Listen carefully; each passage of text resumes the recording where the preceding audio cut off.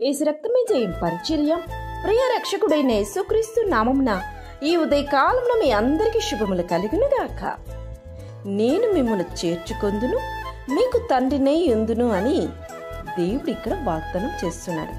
నా ప్రియ సహోదరి సహోదరులారా, ఈ వాక్యమును మనం ధ్యానించినట్లయితే దేవుడు మనకు తండ్రిగా ఉన్నందున మనల్ని ప్రేమిస్తాడు, పోషిస్తాడు, మంచి ఈవులను ఇస్తాడు, ఆశీర్వదిస్తాడు.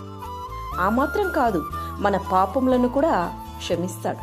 ఇన్ని గొప్ప కార్యములు చేసే మహాదేవుడు నీకు నాకు తండ్రిగా ఉండాలంటే ఆయన కోరినట్లు మనం జీవించాలి. క్రీస్తుతో నీకున్న సహవాసాన్ని చెరిపే, నిన్ను అపవిత్రపరిచే దుర్నీతి, చీకటితో పోల్చబడిన ప్రతి అపవిత్రతలను నుండి నిన్ను నీవు మరుగుపరుచుకోవాలి. అంటే వాటిని విడిచిపెట్టి నీవు దూరంగా ఉండాలి. ఆ మాత్రం కాదు, అవిశ్వాసులతో జోడుగా ఉండక, వారితో సాంగత్యము చేయక, పరిశుద్ధంగా పవిత్రంగా జీవిస్తే పరలోకమందున్న దేవుడు నీకు తండ్రిగా ఉండి నీ అక్కరలన్నీ తీర్చి నిన్ను బలపరిచి ముందుకు నడిపిస్తాడు. ఈ లోకపు తండ్రి నిన్ను ఒకవేళ చేయి విడిచి ఉండొచ్చు, అంటే మరణించి ఉండొచ్చు. వారు మనుషులు అంతే.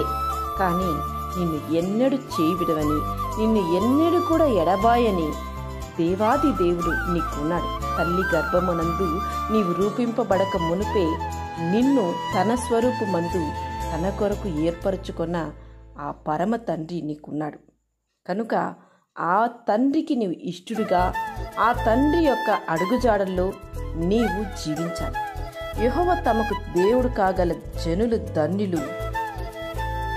మీరు మీ తండ్రిని అడగక మునుపే మీకు అక్కరగా ఉన్నవేవో ఆయనకు తెలుసు అని దేవుని వాక్యం సెలవిస్తుంది. కనుక ఈ లోకపు తండ్రికైతే నీకు కావాల్సింది, నీవొక్క స్థాయికి వచ్చిన తర్వాత అడిగి పొందుకోవాలి. కానీ చిన్నపిల్లలప్పుడు నీవు కోరక మునిపే వారు చేస్తారు. కానీ నీవు పెద్ద అయినాక నీకు కావలసినవి నీ తండ్రిని నీవు అడిగి పొందుకోవాలి.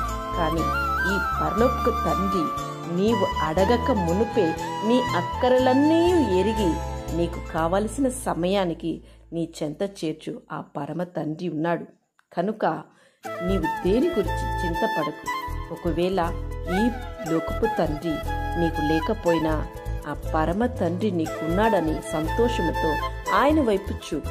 దేవుడు ప్రతి ఒక్క కార్యంలోనూ నీకు తోడై ఉండి నీకు మంచి ఆలోచనతో నిన్ను నడిపించి నిన్ను ఆశీర్వదించి దీవించునుగాక. ఆమేన్. యేసు రక్తమే జయం పరిచర్యలో మీ సహోదరి. God bless you.